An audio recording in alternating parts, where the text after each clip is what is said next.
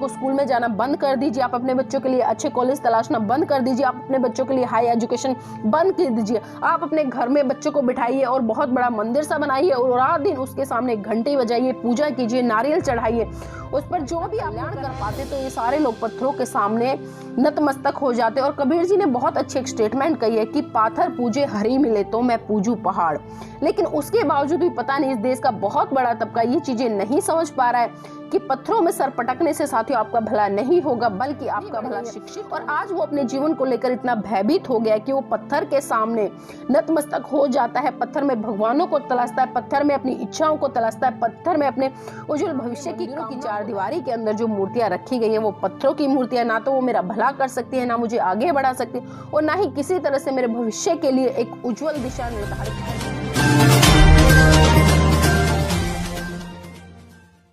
जय भीम, नमो बुद्धाय। साथियों मैं बात करूंगी आज ऐसे लोगों की जो दोगला आचरण अपने जीवन में धारण किए हुए हैं। जी हाँ, एक वो आचरण जो वो समाज के सामने प्रस्तुत करते हैं और दूसरा वो आचरण जो वो अपना निजी जीवन अपने परिवार के साथ में व्यतीत कर रहते हैं। साथियों, इसी दौरान हमने देखा है कि जब से नवरात्रि शुरू हुए हैं आप देख रहे हैं कि जो दो तरफा आचरण लोग समाज में दिखा रहे हैं। खासकर मैं उन लोगों की बात कर रही हूँ जो अपने आप को बाबा साहब का अनुयायी कहते हैं, तथागत बुद्ध का अनुयायी कहते हैं और जो बड़े बड़े दावे करते हैं कि हम अपने महान पुरुषों का सम्मान करते हैं और उनके बताए हुए रास्ते पर चलते हैं। लेकिन साथियों मैं बिल्कुल स्पष्ट आपको कर दूं कि जो लोग इस तरह की बड़ी बड़ी बातें मंचों के माध्यम से करते हैं, कहीं ना कहीं वो लोग जो उनका पारिवारिक आचरण, जो उनका गृहस्थी वाला आचरण है, वो आपको एक सामाजिक आचरण और पारिवारिक आचरण से दूर दूर तक मेल खाता नजर नहीं आएगा। इस तरह के हमने बहुत सारे उदाहरण देखे और साथियों पिछले 2-3 दिनों से मैं देख रही हूँ कि सोशल मीडिया पर किस तरह से बहुजन समाज का बहुत बड़ा तबका बाबा साहब की प्रतिमा को लगाकर नवरात्र, जिसमें कि 9 दुर्गाएं हैं, मुझे नहीं पता वो कौन कौन सी हैं, लेकिन अक्सर सुनने में आता है कि दुर्गा है, काली माता है, सरस्वती है, इत्यादि इत्यादि। साथियों मैं इस पर चर्चा नहीं करूंगी, लेकिन मैं चर्चा इस बात पर जरूर करूंगी कि आज लोगों का जीवन कितना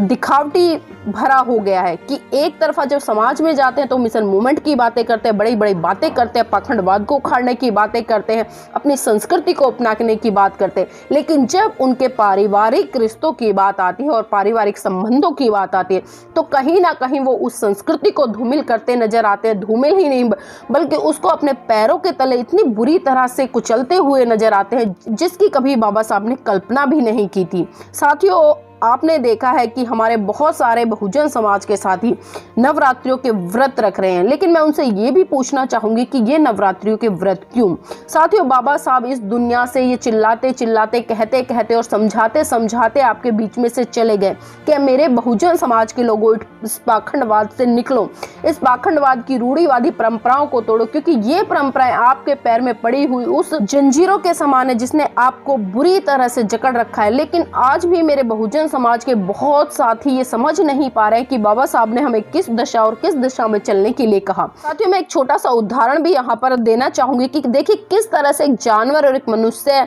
अपनी बुद्धिमत्ता के आधार पर अलग होता है, क्योंकि दोनों में एक जो मानसिक स्तर है और मानसिक सोच है वही उसको एक दूसरे से डिफरेंट करती है। अगर मैं बात यहाँ पर मनुष्य की करूँ, आज मनुष्य ने अपने दिमाग के माध्यम से इतना विकास कर दिया है कि वो चांद पर जा पहुंचा है, लेकिन वहीं दूसरी तरफ हम जानवरों को उठाकर देखें तो जानवर आज कहीं ना कहीं मतलब अपना पेट भरने तक के प्रयास में रहते हैं। जहां उनको खाना मिलता है वहां खा लेते हैं, जहां उनको सोने को मिलता है वहां सो लेते हैं। लेकिन यहीं पर अगर हम मनुष्य की बात करें तो मनुष्य जानवरों से बहुत ही भिन्न प्राणी नजर आता है और भिन्न होने का सीधा सीधा सिर्फ एक ही कारण है साथियों, मनुष्य अपने दिमाग से इतने बड़े बड़े आविष्कार कर रहा है और उन आविष्कारों के कारण वो अपने जीवन को इतने सुगम और इतने अच्छे तरीके से जी पा रहा है। लेकिन वहीं साथियों अगर हम देखें, मैं एक छोटी सी कहानी के माध्यम से आपको समझाऊंगी। मैं बताना चाहूंगी आपको कि आप एक बिल्ली के सामने कोई पत्थर का चूहा बनाकर रख दीजिएगा, बिल्ली उसके पास में 1 बार जाएगी, 2 बार जाएगी, 3 बार जाएगी, लेकिन चौथी बार वो आकलन कर लेगी कि ये चूहा जीवित नहीं है और ये चूहा वो चूहा नहीं है जो मेरा भोजन है,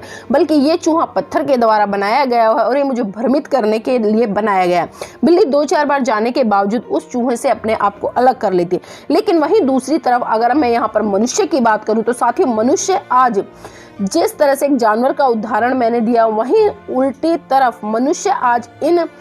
चीजों में इतना उलझा हुआ है कि वो ये आकलन भी कर नहीं पा रहा है कि जो सामने मंदिरों की चारदीवारी के अंदर जो मूर्तियां रखी गई है वो पत्थरों की मूर्तियां, ना तो वो मेरा भला कर सकती है, ना मुझे आगे बढ़ा सकती है, और ना ही किसी तरह से मेरे भविष्य के लिए एक उज्जवल दिशा निर्धारित कर सकती है। लेकिन एक जानवर अपनी बुद्धि के तर्क के आधार पर यह सुनिश्चित कर लेता है कि सामने रखी हुई चीज जीवित नहीं है, ओरिजिनल नहीं है, बल्कि वो पत्थर के द्वारा बनाई गई एक मूर्ति है। लेकिन वहीं दूसरी तरफ हम मनुष्य को उठाकर देखें तो मनुष्य की आज तृष्णाएं इतनी बढ़ गई हैं, उसकी इच्छाएं इतनी बढ़ गई हैं, और आज वो अपने जीवन को लेकर इतना भयभीत हो गया है कि वो पत्थर के सामने नतमस्तक हो जाता है, पत्थर में भगवानों को तलाशता है, पत्थर में अपनी इच्छाओं को तलाशता है, पत्थर में अपने उज्जवल भविष्य की कामनाओं को तलाशता है। साथियों, अगर इस तरह से पत्थर पूजने से बहुत सारी चीजें मिल जाती तो शायद इस देश का बहुत बड़ा तबका, जो कि आज गरीब तबका है, अगर मैं बात करूं यहाँ पर मेरे भारत देश के 90 लाख लोग प्रतिदिन भूखे सोते हैं और 3000 बच्चे भूख से मरते हैं। तो साथियों, आप देख सकते हैं, अगर ये पत्थर इतने चमत्कारी होते या आपका इतना कल्याण कर पाते तो ये सारे लोग पत्थरों के सामने नतमस्तक हो जाते। और कबीर जी ने बहुत अच्छी एक स्टेटमेंट कही है कि पाथर पूजे हरी मिले तो मैं पूजू पहाड़। लेकिन उसके बावजूद भी पता नहीं इस देश का बहुत बड़ा तबका ये चीजें नहीं समझ पा रहा है कि पत्थरों में सर पटकने से साथियों आपका भला नहीं होगा, बल्कि आपका भला शिक्षित होने से होगा। जितना आप शिक्षा को ग्रहण करोगे उतना ही आप आगे बढ़ोगे, उतने ही आपकी उन्नति के द्वार खुलेंगे। लेकिन कहीं ना कहीं हमारे लोग बहुत शॉर्ट पीरियड में बहुत सारी चीजें पाना चाहते हैं, और वो चाहते हैं कि जो काल्पनिक देवी देवता है या काल्पनिक जो पत्थरों की मूर्तियां बनाई हुई है या काल्पनिक जो पिक्चरें गढ़ दी गई हैं इन मूर्तियों के माध्यम से, वो इनका भला करेंगे, उनके भविष्य को निर्धारित करेंगे, उनके बच्चों के कैरियर को बना पाएंगी। अगर आपको इतना ही विश्वास है तो मैं कहती हूँ आप अपने बच्चों को स्कूल में जाना बंद कर दीजिए, आप अपने बच्चों के लिए अच्छे कॉलेज तलाशना बंद कर दीजिए, आप अपने बच्चों के लिए हाई एजुकेशन बंद कर दीजिए। आप अपने घर में बच्चों को बिठाइए और बहुत बड़ा मंदिर सा बनाइए और रात दिन उसके सामने घंटी बजाइए, पूजा कीजिए, नारियल चढ़ाइए, उस पर जो भी आपको करना है कर लीजिए, और फिर आप मुझसे मिलना और फिर बताना कि क्या आपके बच्चों का जो भविष्य आप चाहते थे वो भविष्य हुआ है या आपके बच्चों का वो उज्जवल भविष्य बना है। अगर नहीं हुआ तो फिर क्यों आप रात दिन इन पूजा पाठ, कर्म कांड और रूढ़िवादी परंपराओं में उलझे रहते हैं। तो साथियों, इन चीजों से हमें निकलना होगा, क्योंकि हमारा जो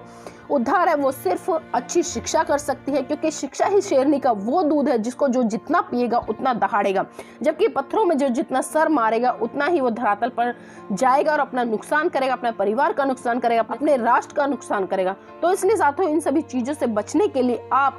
सजग पहरी होकर, सजग पहरी की तरह अपने मन मस्तिष्क को खोले और उसका विकास करें, और ब्रॉड माइंडेड होकर इस सोच को बहुत बड़े स्तर पर फैलाएं कि आप जो कर रहे हैं वो गलत है, बल्कि आप जिस दिशा में जा रहे हैं वो भी गलत है। आपकी दिशा है साथियों स्कूल के द्वार की तरफ, कॉलेजों के द्वार की तरफ, अच्छी मेडिकल यूनिवर्सिटियों की तरफ, ना कि आपके बच्चों का भविष्य है इन मंदिरों की तरफ। तो साथियों, फैसला आपका है, सोचना आपको है कि आपको कौन से दरवाजे अपने लिए खोलने हैं, आपको मंदिरों के दरवाजे खोलने हैं या स्कूलों के दरवाजे खोलने हैं। ये आप पर निर्भर करता है कि आप अपना कैसा भविष्य चाहते हैं। मैं तो सिर्फ इतना ही कहना चाहूंगी साथियों, जो दो तरफा आचरण है उससे बाहर निकलिए, और जिस तरह का आचरण आप समाज में प्रस्तुत करते हैं उसी तरह का आचरण आप अपने घर में भी बनाए रखिए, क्योंकि आप अपने घर में उस तरह का आचरण, उस तरह की संस्कृति और उस तरह की सभ्यता का पालन पोषण करेंगे तो मैं गारंटी से कहती हूँ कि आपको जो दोहरा आचरण है वो समाज में दिखाने की जरूरत नहीं पड़ेगी। क्योंकि जब आपका दोहरा आचरण समाज के बीच में खुलता है तो कहीं ना कहीं समाज आपको नकारने का काम भी करता है। तो इसलिए साथियों, अपने जीवन में सिर्फ एक ही आचरण अपनाएं, और वो आचरण जो आपके महान पुरुष इतने संघर्ष, समर्पण, बलिदान के कारण आपको देकर गए हैं। तो आपको सोचना है कि आपको कौन सा आचरण अपनाना है, फैसला आपका है। मैं सवाल छोड़कर जा रही हूँ। जय भीम, नमो।